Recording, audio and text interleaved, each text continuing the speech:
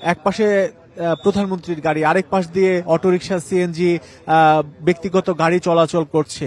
এমন নজির কিন্তু বাংলাদেশে এবারই প্রথম। এরকম নজির বাংলাদেশে এর আগে বাংলাদেশ কখনো দেখেনি। যদিও সাধারণভাবে সাধারণ মানুষের কথা চিন্তা করে দেশকে কিভাবে এগিয়ে নিয়ে যায় সেই পরিকল্পনা তিনি করেছেন। জিয়া উদ্যানের সামনের যে সড়ক রয়েছে, এই সড়কে যান চলাচল একেবারে স্বাভাবিক।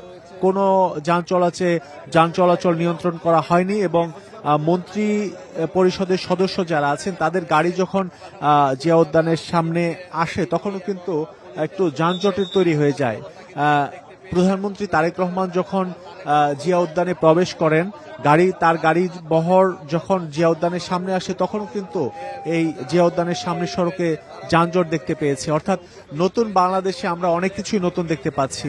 গতকালকে বিএনপির যে সংসদীয় কমিটির সভা অনুষ্ঠিত হয়েছে, সেই সংসদীয় কমিটির সভা শেষে বিএনপির স্থায়ী কমিটির সদস্য স্বরাষ্ট্রমন্ত্রী সালাউদ্দিন আহমেদ ঘোষণা দিয়েছেন, বিএনপি থেকে যারা নির্বাচিত হয়েছেন তারা ট্যাক্স ফ্রি গাড়ি আমদানি করবেন না। পাশাপাশি সংসদ সদস্য হিসেবে সরকারি ভাবে যে বরাদ্দ পাওয়া প্লট বা ফ্ল্যাট এগুলি গ্রহণ করবেন না। এটি কিন্তু নতুন বাংলাদেশে অনন্য এক নজির আমরা দেখতে পাচ্ছি। আবার আজকে আরেকটি নজির দেখতে পেলাম। প্রথম দিনেই